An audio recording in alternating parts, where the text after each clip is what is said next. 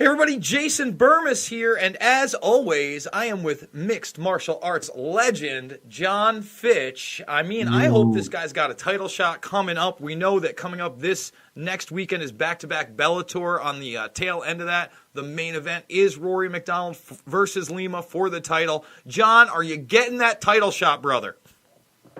Man, I wish I was the one who got to make that decision. It makes perfect sense to me that I would get it.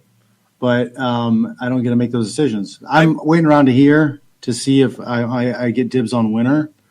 Where I'm sitting right now, that's really kind of the only fight I'm really interested in.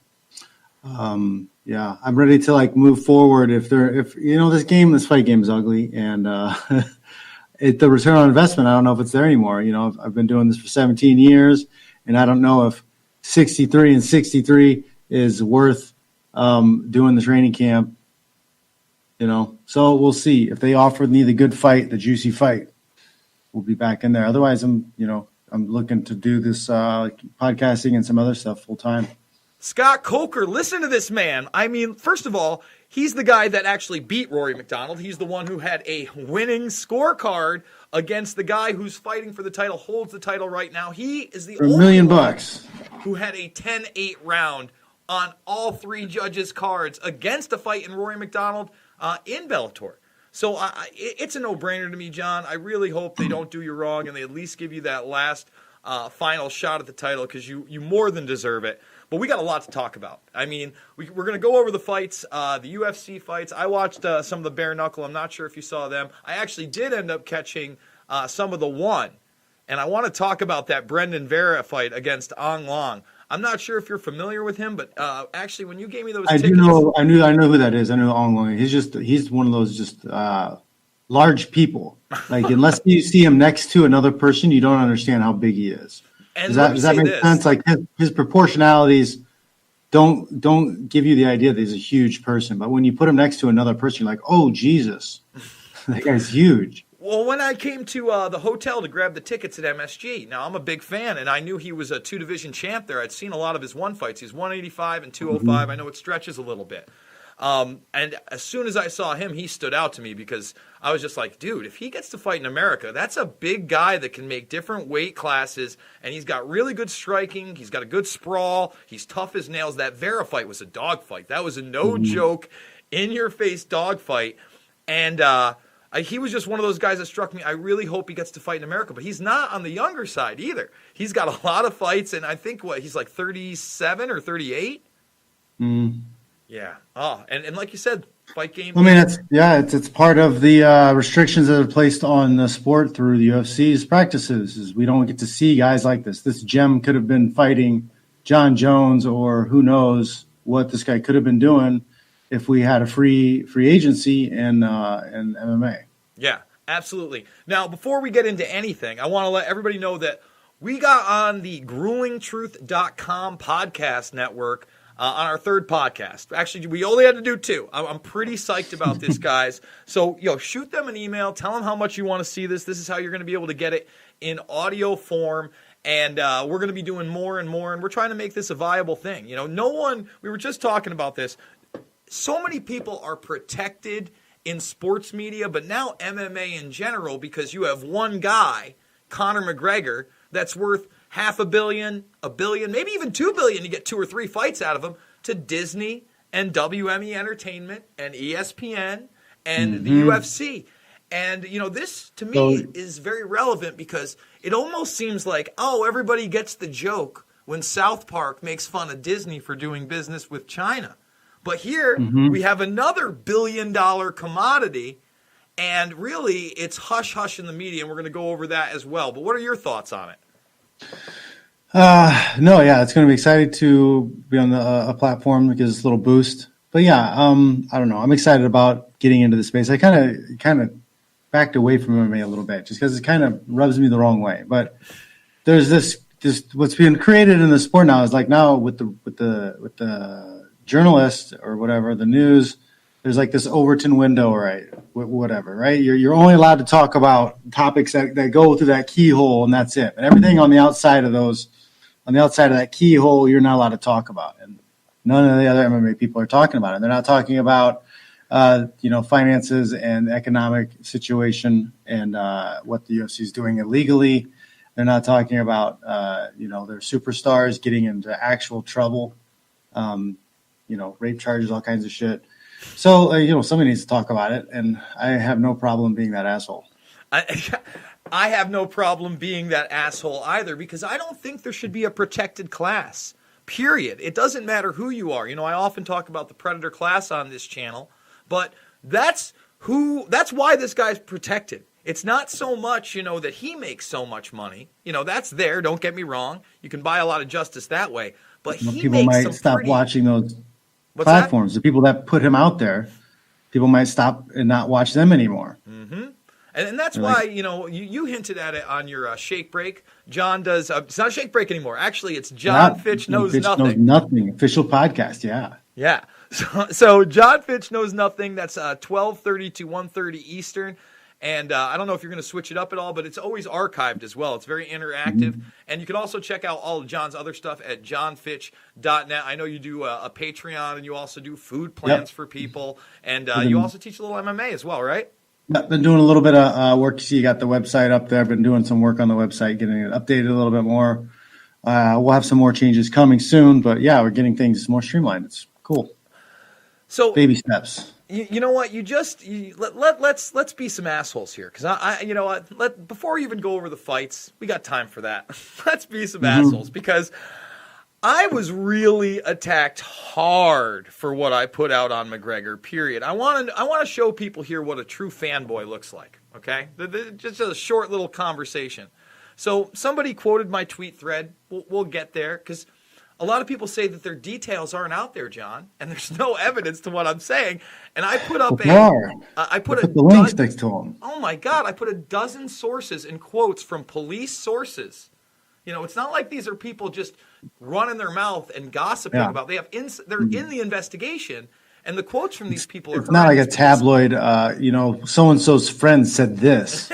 It's not that. It's not that. It's like, okay, an official police report said this. Yes, no, it's more like we have forensic details, and the senior police source says all, not some, all the evidence says she was horrifically beaten and raped. But anyway, that's the December woman. So here's the what makes you an expert, mate. This is obviously just some hose chatting shit. So I just I did this video very calmly. It's 30 minutes. I know I get excited. This one, I really just straight-laced it. I went through my whole Twitter thread. It might be my calmest video I've ever done in my life.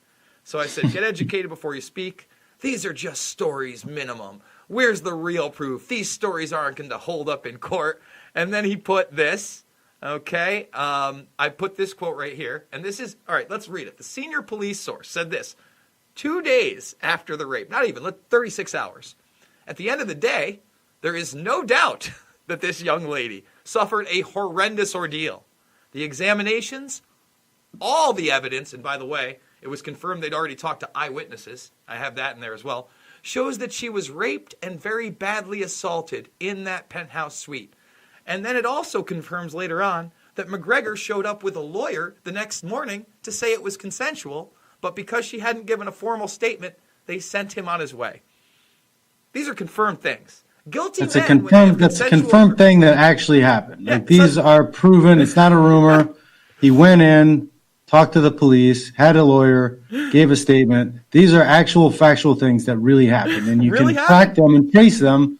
It's real, guys. This happened. Yeah, and since she was scared for her life, again, we're going to go through the thread. She didn't give a formal statement until either late December or early January. That's why he wasn't arrested formally till the 17th. And the investigation ensued. Now, this is what I got next after I just put this. That's a quote, and the link to it, so he could read it himself. Police are pigs. Police are pigs. Yeah, they just have it out for him. That's None all. of us are perfect, buddy. And then, as we've been talking about, he posts this link, and we're going to show this is now what the media is doing. Conor McGregor denotes £12,000 to help 1-year-old Dublin girl for U.S. treatment of rare genetic condition. Now, hey, I'm glad this girl's getting the treatment she needs. That's great, awesome. John. But come on. And he was going to give his purse for Frankie Edgar away? Now, you know who one of the most generous people was, Pablo Escobar. Oh, Pablo helped out so many poor people. He did wonders for Colombia. He really did. But he also murdered a shitload of people. Yes, he did. And I mean, his son says he was a CIA asset. You know, he's touring South America. That's probably very plausible. 100%. Because like think about it, how did this guy, business guy, how did he do the things he did and get away with it for as long as he did? Yeah. Somebody was looking the other way. Yeah. Well, Barry Seal, the CIA asset who tried to blow the whistle even further, you know, he gets assassinated in the streets. It's in my film Invisible Empire. He's connected to Clinton and Mena, Arkansas. In fact, that's the story in American Made. And a lot of that, the thing is, people don't understand, American Made was actually directed by one of the sons of the main prosecutors of Iran-Contra. And they wanted to call it Mena, but Paramount, I think it was Paramount that put it out, would not allow it because there's a Clinton part in there. You know, they exaggerate it. It's, you know, I did a video, Fact versus Fiction. Barry and the Boys is a great resource on Barry Seal. But at the end of the day, Barry Seal was a multi-asset. He was a fucking intelligence guy way before he ran drugs for the CIA. He was involved in the same network as Porter Goss, who would later run the CIA. He's at like this crazy dinner photo with all these guys, including Porter Goss, and everybody looks the other way on it. And there's evidence of CIA. Whoever they're the ones pumping crack cocaine into L.A. and shit. Like that's known. It is known. So anyway, let's move on. I want to talk about Khabib Nurmagomedov because he's actually a good guy. You know, great person. Yeah, he's got a good crew of people. And they train hard, they work hard, and they're not like phony religious types. They're not like saying all this shit and then behind the scenes smoking weed and drinking beer. They're actually fucking going to mass or the mosque. The mosque. Yes. And doing their prayers and shit. Like unbelievable. Good people. Well, I just want to say this. You know, he's one of the only people calling him out as a rapist because McGregor. He's like, look, we have no. He said Russia doesn't like rapists, and I applaud him for being the guy that's, you know, telling the truth out there. But on top of that, man, he is a real good guy. In fact, no one covered this in American media. I retweeted it, but after he beat Dustin Poirier, he implored the UFC to do an event in Africa, and he was like, look, guys, there are people that can't get this. I have water. You know, there's like 500,000 people that we could help just having an event there and creating an economy. Dude, that's a real sincere person. And I've got people, you know, the one I showed you was tame, John. I put a tame one up there. People are nuts. And again, what are they pushing? Oh, well, he's got a press conference in Moscow tomorrow, probably to push his shit. It's always the stuff, the positive news about Conor always pops up right when there's allegation rumors popping up and around and bubbling up. Like it's almost, you can time it. If I hear something from you about, oh, did you hear the latest about Conor? I'll check my Instagram or whatever, and I'll see a bunch of ads and publications talking about, oh, Conor did this great thing. And it's not just even the MMA sites. Like they've got to be paying for this stuff because like there's like a fashion one I follow. It's like Gents with Casual Style or something like that. And it's just like guys in suits and showing stuff. And then they'll have a picture of like on that same day, you'll be like, hey, I heard some more stuff about Conor. There'll be like an advertisement or they'll post to something Conor in a suit. I'm like, okay, this is definitely orchestrated. There's no way this is an accident. Well, I'll say this, you know, there's been one publication, just one, that's actually, it's still watered down. Okay, but Forbes is saying the UFC should suspend Conor McGregor pending outcome of sexual assault investigations. Now this is it. This is all you get, guys. Again, very watered down. Did they mention? Is it investigations? Did they put that? Yeah. Yes, they did. No, and listen again. You know what? We better do it right now. I want to just hit the main points because Front Row Brian, he's done the podcast thing. He's got a voice out there. You know, he did stuff with Chael Sonnen. He goes to these events.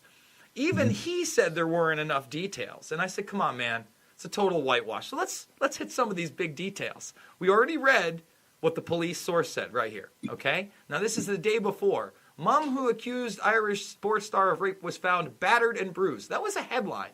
We don't have those headlines in America. Discussing statements made by others, as I told you, statements were made to the police, and it wasn't even that woman. It says, these statements are hugely detailed and complex and go into minute detail of every aspect on the night and the attack. No details, though, John. So as we keep going down, all right, and everything's linked here, it's pinned tweet. So this is the headline. Woman allegedly raped by Irish sports star was choked during ordeal. Quoted, there were clear marks of choking around the woman's neck shortly after the incident on Monday morning. The woman resisted and bit the man in question. Okay, so we have no details, John. Let's keep going. This is 12/12/18. Was left with bruising after the alleged attack, while there was also suggestions of bleeding. So now she's been choked, bruised, battered. She's bleeding. She bit him. Oh, yeah, and he's accused of this before. Quote, was previously accused of attacking another woman in recent months at a separate venue. That went quietly away. All right, let's keep going because there's no details, John. So we're talking third. We're talking the third. We're at the third known sexual assault. We're talking at least the fourth in Dublin. Hold on, I'm about to get to it. And not just accused of one other assault. Here it is. But several prior to December. Police source. There are reports of previous incidents that happened also involving the sports star and members of his entourage in Ireland. These also may be revisited. But I have no details. Let me continue. So at 12:15, 3 days later, John, after 3.5 after this incident, okay? This again is from a police source. She is in a deep state of distress, and she is absolutely terrified. She was allegedly beaten viciously during the incident, and she is terrified for her life. She is in absolute fear. Quote, part of the problem is the sports star is linked to people who are dangerous. Continued. Hold on, let's keep going because I put it in here. Now this is, what day was this one? I forgot the date on this one. Doesn't matter. It says, forensically, the hotel room has been identified and examined by forensic experts. CCTV has been downloaded, and they have spoken to the staff. So again, everybody's been interviewed. They have CCTV footage of it before and after it happened. So obviously this woman leaving a mess. The woman was handed over her blood-stained clothing to the police, and that is now being examined. Okay? And this is almost a month after the thing. And she is still too afraid to make a statement. It is understood she presented in a highly traumatized state with extensive bruising. Although there has been contact with police and the alleged rape, she has not made a formal statement. So here, this is why it took so long. He's linked to people that are dangerous, a.k.a. the Kinahan, the mob. I'll say it. Don't shoot me, please. I have a family. I didn't do any of these things. And I want to say this. When he had to go in, and remember, he had already presented himself, also in the links up there, I promise you. Conor told the police it was consensual. It is understood that during the interview, the suspect admitted he had sex with this woman who was badly beaten. So okay, I was about to play devil's advocate and be like, okay, so we know something happened to this woman that was terrible, but where's the link to Conor McGregor? So there's a report of him going in and admitting it happened. Oh, yes, and there's, again, man, if you read those articles, I didn't make the quote, but I promise you in one of those articles, it also says that he turned himself in the next day. Because I remember seeing that before. Woman, you show up with your lawyer to the cop station to tell them about it. Yeah. Yeah, he did that as well. I'm not even going to read the WhatsApp messages between journalists because they imply that she was so badly beaten and bruised they had to surgically remove a tampon from her cervix. You can believe those or not. Like I said, 2 of them are confirmed journalists. To think they're hoaxed, I think that you're crazy. But hey, maybe I'm nuts. But again, 8% conviction rate, John. 8%. Yeah, so they're betting on the terrible conviction rate in Ireland that he will not get convicted and they can just pretend it never happened. Yep. Now, we actually have a new wrong one. We actually have a new incident. I don't think I have this one posted. I did retweet it. But I think it's Business Insider is saying him, Charlie Ward, and the crew, you know what? Read my tweet. I'm done bashing the McGregor because everybody's going to say I got a hard on for it, but I just don't like filthy rapists getting away with the rape. It's wild. I mean, it's frustrating because you see, it's the same type of shit you see with government and politics shit. Exactly. Right? You know this obvious thing happened, but they're going to just gaslight you and pretend it's not. You know, you talk the whole Russia conspiracy bullshit. Yeah, like, exactly. Well, and again, that was a perjury trap. They thought they could get him, in the seat and ask him the wrong question because he's a dirty business dealing guy, just like Manafort was, and then put the screws to him and impeach him on that. That's why they had to make up the obstruction of justice and try to sell that to everybody. So let's go over some news and then we could talk some fights, huh? Yes. U.S. troops leaving Syria. I knew it was too good to be true, John. They're not coming home. They're going to Iraq. And that's confirmed by our defense chief. On top of that, Trump is also sending more troops to Saudi Arabia. And, this is the quiet ramp up of, that Iranian conflict these guys want so badly. So to me, Yep. Trump's funny, man. I like when he calls out the media for the Kentucky. It's great stuff, right? But where's the beef? A lot of this is window dressing, bro. Yeah. Ugh. Yeah, he's dropping the ball on a lot of shit. He's not doing what he's supposed to. Mm-hmm. He's like, pretending he's going to bring the troops home, but then send more out somewhere else. That's right. I can be an asshole here too. Like, am I like, for me, I don't even care that much. No? I went to the point where I'm like, okay, yeah, we're going to wars and all this shit, and we don't need to. We're killing stuff. What am I getting out of it? Like, I'm still paying $4 a gallon for my damn gas. You're gonna pay more, bro. That's the thing. Like, people don't understand. Like, at least if you're going to be doing this shit and sending people off to war, and I should at least have like 69-cent gas. Listen, if there's one thing that I was like, down with, what's his name, Michael Moore's film Capitalism, right, is the internal documents where they talk about the plutocracy. And the fact that these people need to have a bigger profit every single year, and the wealth gap has to get that much further every single year. And that's a real thing. The idea that Jeff Bezos doesn't have to pay taxes, and really none of these guys, none of these large corporations, Apple, Google, they're also in bed with every government agency you can imagine. Bezos does the NSA's server gear. You have Google in bed with NASA on quantum computing.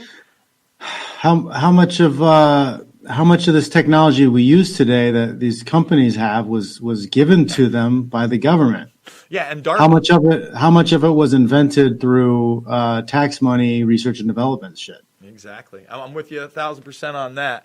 And to wrap up just a little bit more world news, so Assange goes to court today, fighting back tears, and number one, of course, they're going to extradite him to the U.S. This is a big problem too, guys, with the Trump administration. He can't even say his name. He's struggling to say his own name. He's babbling. He says he can't think properly anymore, and his lawyer talked of a kidnap plot to get him. Meanwhile, we now do have a coalition of people in Australia, an ex-deputy prime minister, members of parliament, etc., that are saying, no, this is wrong. We need to bring him home. But we don't give a fuck. We don't give a fuck. It's like, it's not reported in the U.S. media at all. And it's like, you know what, guys? Fuck you. If I didn't follow Cassandra Fairbanks on Twitter, I would never hear about Assange ever. Yeah. Yeah. And Cassandra worked for We Are Change for a while. She does big league politics right now. I think that, at least she's bringing sight to that issue. Unity for Jay, Action for Assange. I'm friends with those guys. I think she's fascinating because I watched her become red-pilled in real time. A lot of people did because she was like Cop Watch, and she was in the social justice scene, all that stuff. And then she got red-pilled along the way like, wait, no, this is crazy. People are crazy. Well, dude, it is crazy out there when you get to that level. I try not to get to the divide, but when you see like these people out there that are starting to get violent, and then it's like, well, who are you getting violent against? Why aren't you getting violent against the system that's sending your brothers and sisters to war? They've been played because they believe that it's whatever bullshit oppression, rather than it's the top versus the bottom. It's not left or right. It's not conservative versus liberal. It's fucking the elite and powerful versus the rest of us. I wish people got that. When you start wearing a little suit and an outfit, like that's what I don't know if you caught that Carlin clip that trended about 2-3 weeks ago, but it was the one with him and Larry King. And he starts talking about things and he's like, look, when I'm talking to somebody one-on-one, it's the greatest thing out there. I see the good in people. He's like, you start getting them into groups, even 2, and they start whispering, and then that's 3 or 4, and now you got an armband, and you're wearing a suit, and now you're chanting slogans, and you're getting. He's like, you lose me, you totally lose me, and it's like, oh boy. Yep. And listen, I agree that we have to form up, we have to get together, we have to organize, but he's so right. We can organize as individuals with individual voices and say, well, it's hey. the Western idealism of individuality. Yeah, you are an individual. You can choose to be a part of a group to get things done, but that group is not your identity. Thank you. And that's why I love like G. Edward Griffin stuff, the rugged individual over the collectivist all day. That doesn't mean you can't work with one another, love one another, or understand one another. But at the end of the day, you're self-sufficient. You have personal responsibility. You rely on yourself. And maybe that's by reaching out to somebody else and bartering one skill set for another, et cetera, et cetera. I just feel like people feel helpless these days, and now they buy into it. And I got to tell you, we should talk a little Tulsi Gabbard here, because although she's the best up there, John, she said she endorsed Andrew Yang's UBI, the Universal Basic Income, at the latest debates. Well, she is on the left end of the spectrum, so that's understandable. But like in a way, the idea and the talk of UBI is really an ingenious way of reformatting the welfare system. But then everybody's a part of the welfare state, whether they want or not. But they could do it so they do it in a way where they're actually paying people less. I guarantee there's a trick to it. They're like, we're going to take away this welfare system and we're going to replace it with this UBI system, but it's going to end up, being less money. In I don't total, think you're right. Listen, man, here's where I think you're wrong. I think you think they actually care about the money at the end of the day. That's really not what they care about. They care about all the hard assets they end up owning. The businesses that are going to get bailed out, right? That are going to be tax-free. The land that's now in their name that's not going to be taken away because they can't pay their bills. They're still going to own that land. So they can just keep printing money and pumping it into the system, and we'll only be able to own so much. At the same time, society will collapse, right? And who are you going to look to? You got to look to the people who own every fucking thing. So, when I look at this system, I think it's built to implode because we're already at zeros and ones anyway. Sweden is full force into a cashless society control grid, and an internal presentation. Actually, we'll do it live, John. I brought this up the other day. Internal presentation in Canada. Where is it? Wanted cashless society. And they're going to do it. And then everything gets tracked, traced, and databased 100%. Where was it? Man, you know what? Let's go to my history. I don't have any crazy porn history, guys. You can watch it. Here we go. Let's see. Let's see what we got. History and Canada. Intern. There it is. Right there. So, Bank of Canada exploring digital currency that would replace cash. Track how people spend money. And it also goes on to tell you how you'll be paying taxes on everything. It's 100% control. So, you can't even hide anything anymore. You know what I mean? We already have forms of control where if the elite want your shit, they just call eminent domain anyway, right? We're going to build a highway here. Fuck you. This is what we're going to give you for a third of what it's worth for it. So, I don't know, man.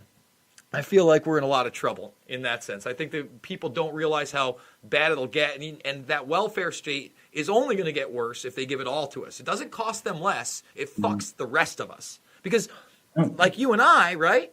Let's say I made $100,000 a year, which I do not. I wish I did.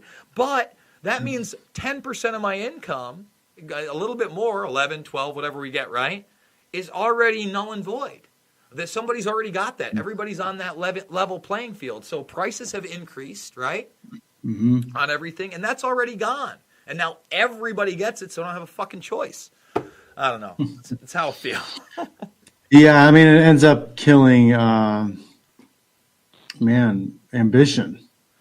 It's no matter what you do, like you're just going to be, everybody's the same. Like I don't know. I think I think it just motivation and morals. I think it's just overall depression everywhere. Like no matter what you do, you're just stuck the same. Like who wants that? Like it's got to be like a tiny percentage of people who are at the very bottom who wants everybody to be the same. I've got one buddy. He's a huge Revolutionary War historian, very, very, very smart guy, but he wants it so bad. And the other thing is that Yang, aside from Tulsi, does speak the most sense. As soon as they bring up Russia, for instance, he panders to the main talking point, but he moves forward. He brings up good points. He brings up the points that people need to talk about, and a lot of the other candidates won't even touch.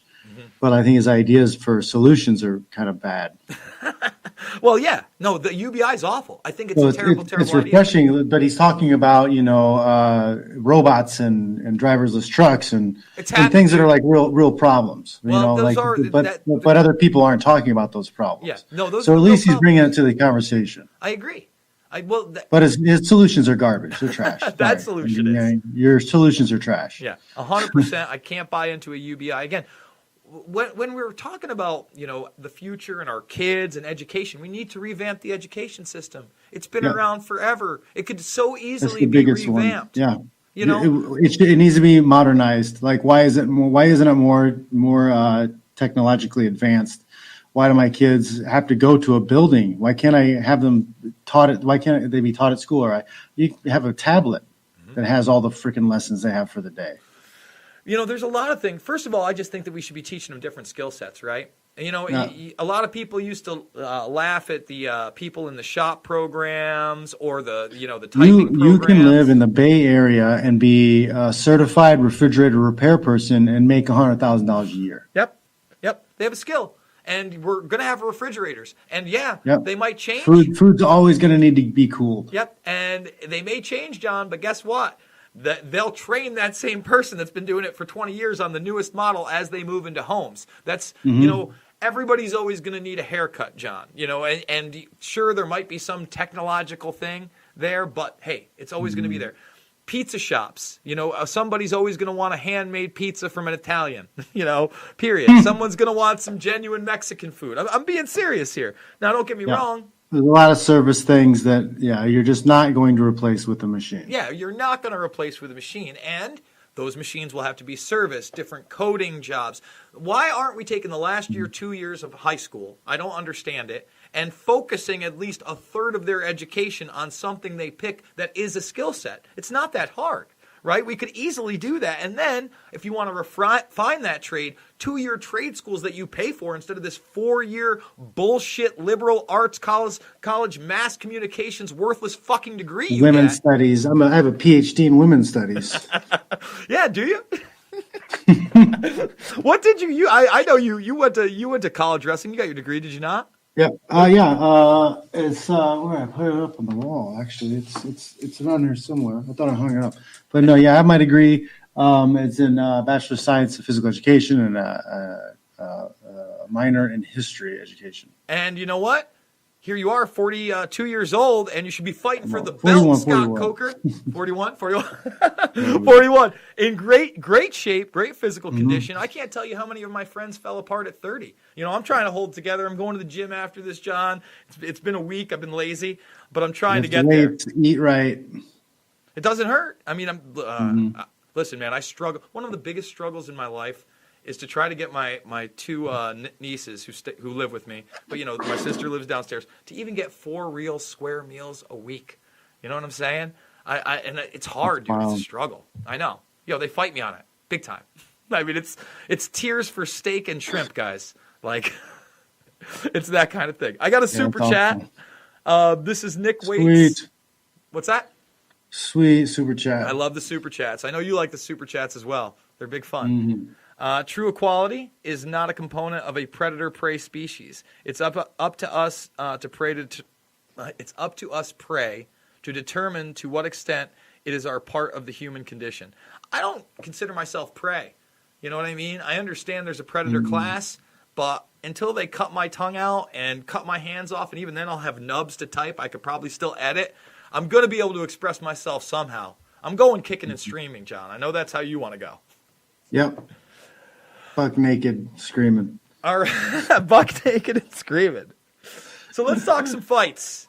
Weidman took it on the chin, big time. Oh man, yeah. There's got to be. I mean, I don't know. There's no real consideration for these guys in the sport. Overall well-being and safety, and the career choices, everything. You don't have managers that really look out for you. The promoter's not looking out for you. They're just trying to use you up, make the money off you, and then spit you out. Oh. So you got to be careful. And this is, I don't know, man. You get knocked out as many times as he's been knocked out. Like, I don't understand the thought process of moving up to a heavier weight class where guys hit harder. I don't know, man. I just feel like these guys just get sent out there to slaughter sometimes, and the people around them continue to make money, so they're okay with it. But, again, why I get you want the big fight, but why does the UFC, and I know they want to build a name, but Reyes is number 4, and I'll tell you why in a second, but you got Reyes is number 4, right? And he's looked okay. I don't know that he's number 4. I don't think he beats Corey Anderson. Corey Anderson has been pushed back. He's got really good wrestling, hasn't lost a lot of fights, good power in his hands. He's as tall as Jones. I think he has a great shot. He's been calling for a title shot. He's looked great in his last couple fights. I think he fought in Albany. I saw him live there. Now, instead of giving him they give him the next toughest guy at 205. Johnny Walker has looked like a madman. When I saw his first 2 fights, I couldn't believe it. It's been years since he lost. I watched those losses. It looked like he gassed. He's got a decent sprawl. Those are the 2 guys that pose the biggest threat to John Jones, their pay-per-view buy. Now, what do? They put those guys against each other. Arguably, I think they both should have been ranked higher than Reyes, but they give Reyes a way tougher fight than Weidman. Weidman should have been, at most, fighting a 12 to 15 guy in that weight division coming off those losses. Why do you want to put yourself out there? What, for a title shot against John Jones? Well, after? Yeah, they're trying to fast stream it. They know he doesn't have that many fights left, so they're like, well, let's do this, win this one, and then we get a title shot next. I think that's the game plan, especially because Weidman was a defending champ, so he might still be getting pay-per-view points. Mm-hmm. So they're probably playing on the cash in on a John Jones pay-per-view. When I look at Weidman, he looked great 5 years ago, right? Looked great, but he got into some wars. That Gastelum fight was a war. Yeah, he came out the winner, but man, what a war. Even the ones he's won in the last 3 years. You leave a little bit in the cage every time, man. You know it better than most, man. People don't understand it. It's not that hard it's not that easy just to come back off of a win like the Gastelum win. That was, oof.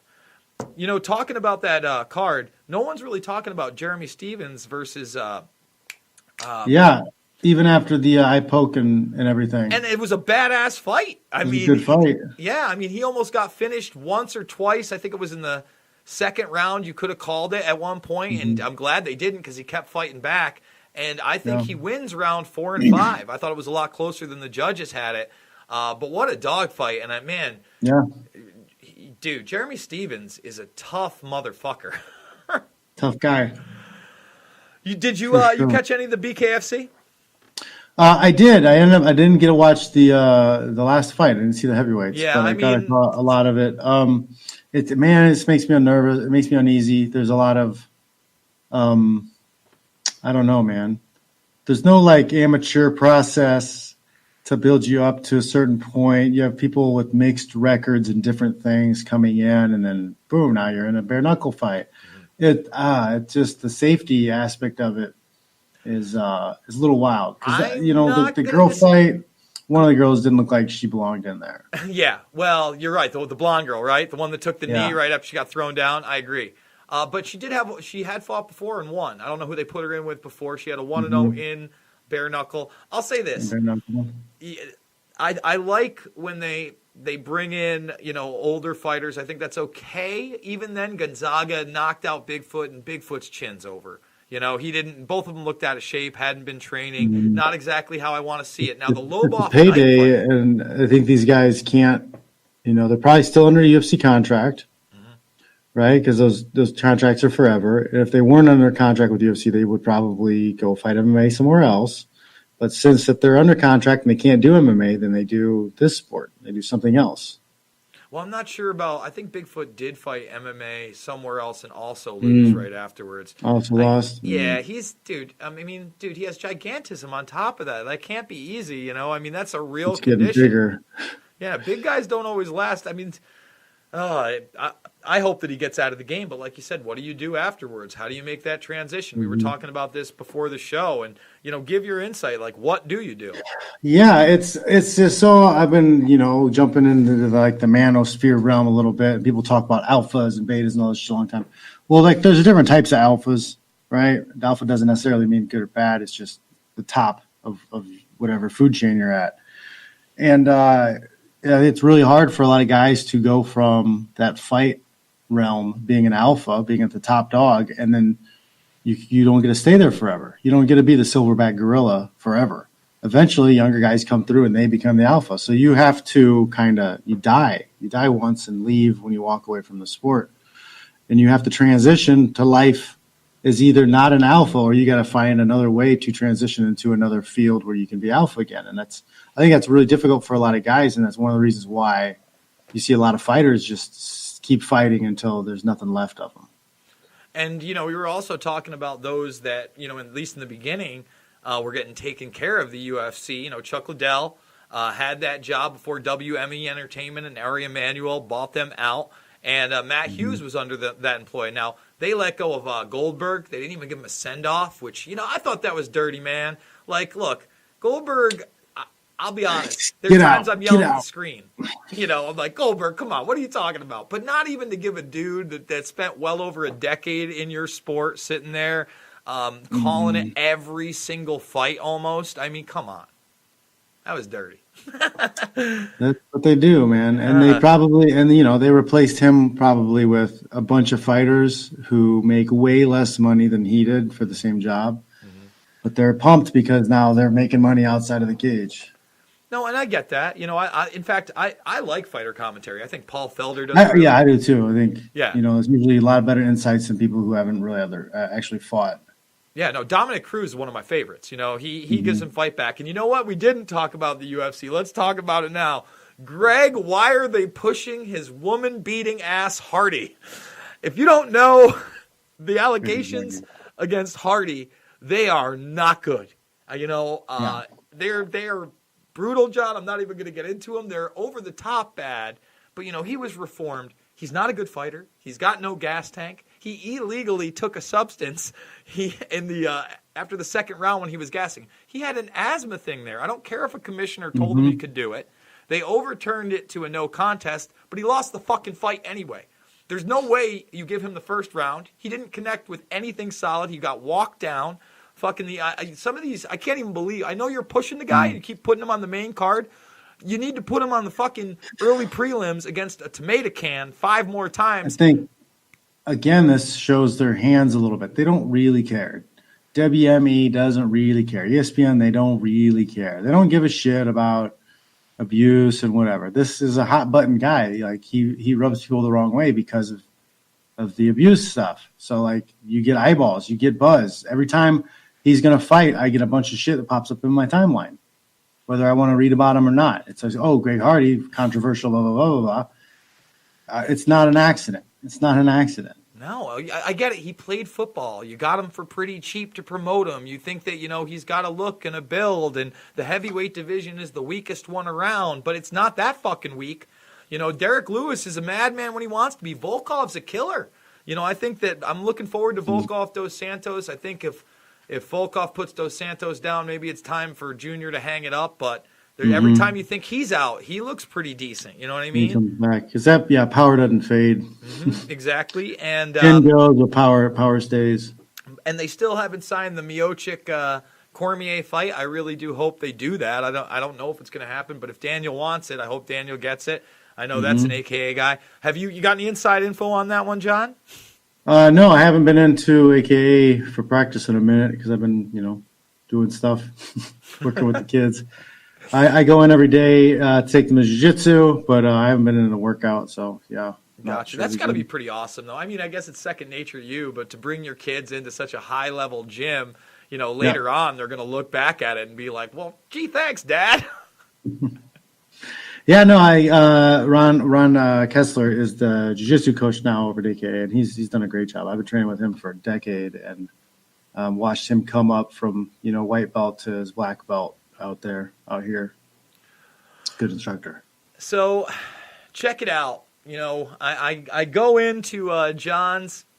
Oh, I go into John's chat. Jack Durden. Well, he does his live stream. Remember, you can check it out. It's John Fitch Knows Nothing. It's official John Fitch is your YouTube channel. Yep, and then I started the official podcast. It's up on Podbean right now. I got to get it on the other platforms. I'll figure that out soon enough. So, check it out. Yeah. Zhang Wei versus Rose. I think Zhang Wei is going to kill everybody. She just looks like she's so hungry. She's tough. Yeah. Dude, she looks so good in her last fight, and I like Rose. Rose is tough. Maybe she gets it into the second or third round, pulls an arm or something like that. I don't know, man. That girl, I think Zhang Wei is the real truth, man. I think she's going to be going far. But anyway, we had a spirited debate about the new Joker movie, and one thing we can agree on, it definitely had aspects of Fight Club in the sense of dissociative disorder. Things happening that don't really happen in the film. So I've debated that a lot didn't happen in the Joker movie that you think happens. You know what I mean? And it's one of those things. Yeah. Now John, brought up Fight Club during this thing and said, well, the Tyler Durden, but I hate it when movies are totally made up. And I chimed right in. And I said, bro, I hate to tell you, but I'm like, Marla's not real in Fight Club, and there's a case to be made for nobody else. Now, JackDurden.com was endorsed by Chuck Palahunic, the author of Fight Club. Book's a little different, but takes large chunks out of it. I encourage people to read it. It's about that thick. And what did you think? You fell down the rabbit hole a little bit down this. I read it all the way through Marla, and I read a couple things about Bob. But yeah, it was. I'd never even considered some of the arguments, and it's mind blowing. Marla and Tyler, they wear the same clothes, the same glasses, they look the same. Yeah, and then the idea that they're each one of them, Marla, Tyler, Jack, and Bob, are all personalities, pretty much. Yeah. They're all like big parts of his personality. Like the nurturing side is big as Bob. Yep, bitch But, tits Bob. Remember, I'm gonna have to watch this again, away. but what's that? I said it's masculinity falling away. I mean, it's a representation of how he feels. Masculinity in the West going away. That's Exactly. and I was like, oh my god, It's brilliant. it's brilliant and ahead of its time. Oh, big So time. like This is for it to come 1999, out this in movie. 2000 when it did versus where masculinity is today, and people are like, oh, what happened? Well, So let's talk about that before I show you just Marla the took evidence. over. You talked about them wearing the same things. I want people to read this, but at the end, the mirror image of Marla and Edward Norton's character as well. But what really did it for me to really start considering this thing was that both reflections weren't there, and the reflections of other people. I went and got the DVD to make sure. You already have him being cut into the film in several points before Tyler's even revealed to you.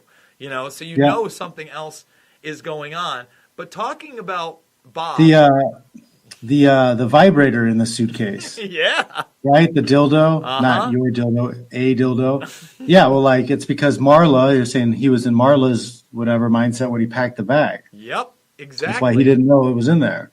Now, when you talk about masculinity and Bob, let's talk about who he is. Bob was a father, a strong man, and he was a bodybuilder, and he had a family, and he lost it all. In fact, he lost so much of it that he starts gaining breasts, and he's crying, and he's trying to get that back.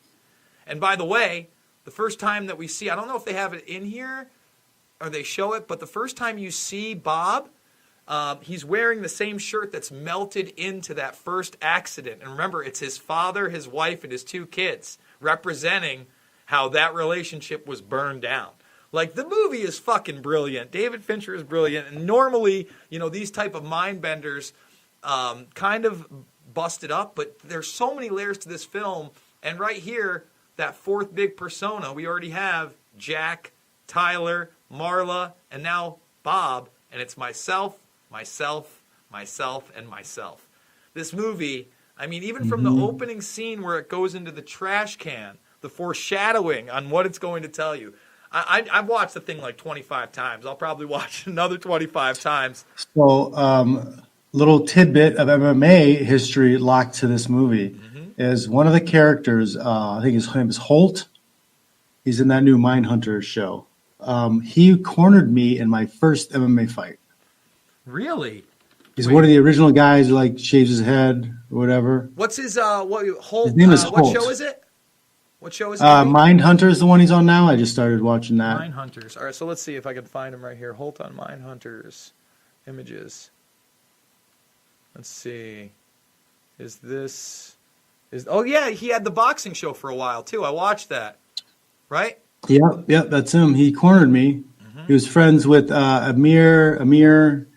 I can't remember his last name. His long name. He fought Gary Gurich back in the day. Amir cornered me. Let me borrow his cup. Yeah.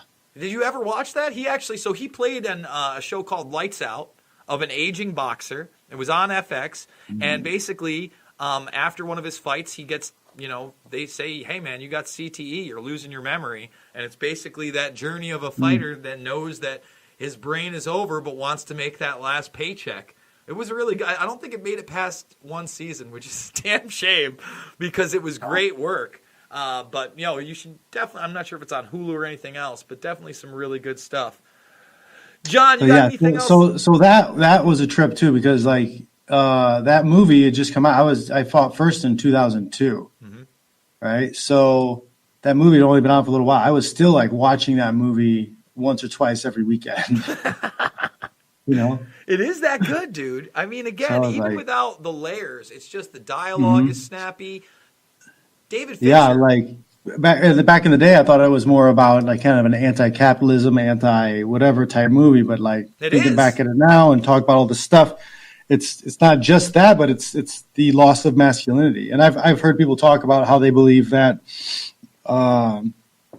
consumerism is feminine.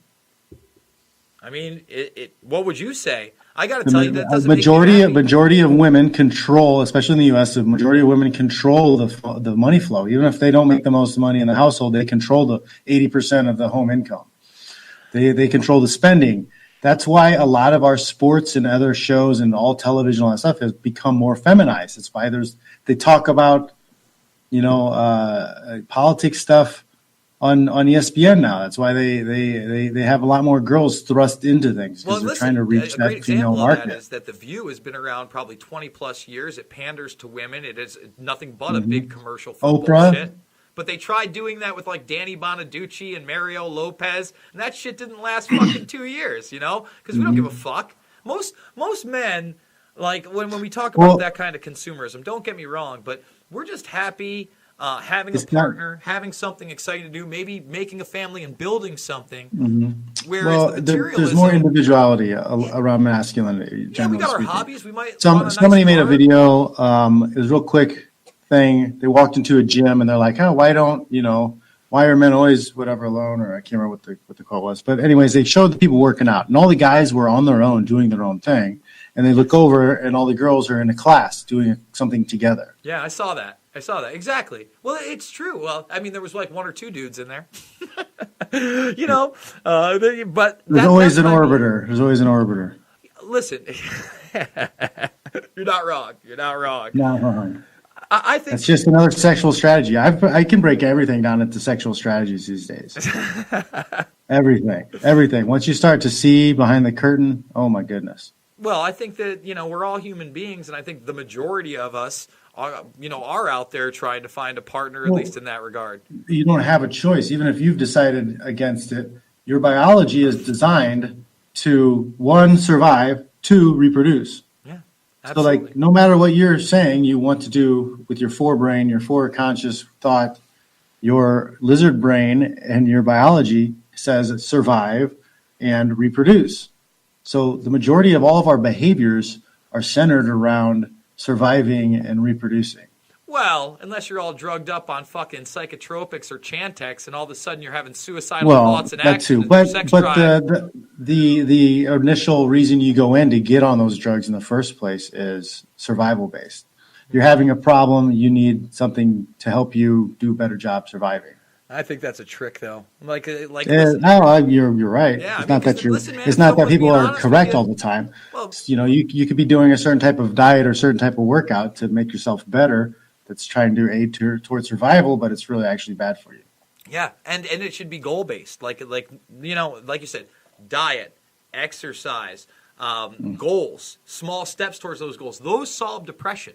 Okay, that's how you get out of depression. Well, I'll say it again. Those things lead to survival. Yeah. No, I agree. But I'm saying if you lived a million years ago and you didn't wake up with a goal to find food and eat, you die.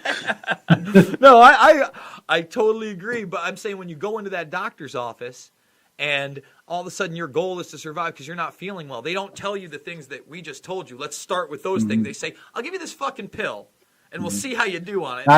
Doctors are experts on medicine. They're not experts on health. I agree.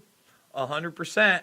Let's see. We're closing in on the hour. I want to hit everything up one more time. JohnFitch.net is the website. Official John Fitch is the YouTube page. Tell them about the show you do every day. Yeah, you can go to the website and you can see right at the top of the screen. There's all the social media links, and then you go to media, and it gives a link to all my podcast things, so you can check out the podcast stuff. What's going on? I got links to Patreon. You can check that out. So trying to make everything a lot easier for everybody. Just go to johnfish.net. You should be able to find all you need. Very, very, very cool. I want to mention once again, we are now on thegruelingtruth.com. Following this, I'm going to rip it into an audio format. It's going to be up on iHeartRadio and all sorts of different places that you can finally download it. John and I are going to cut some kind of a promo so we can get this stuff out there. And I am pumped up to grow this audience. And hopefully, we're going to have you guys involved more. I see there's a good chat going. Maybe we'll start taking questions at the end. I don't know. I think the sky's the limit for this, John. Yep. I hope so. All right, we'll see you next week with a recap of the Bellator fights I'm going to be going to. Oh, that's right. We can talk about that for a second. I'm pumped, man. McDonald versus Lima. I mean, Phil Davis is on that weekend card as well. A lot of good fights. Roy Nelson versus Frank Mir. Those are the type of fights you need to be making for those guys in their 40s. Predictions on the main events on both of those quickly. Mir and Nelson, and Lima and McDonald. Man, Mir's had a lot of wear.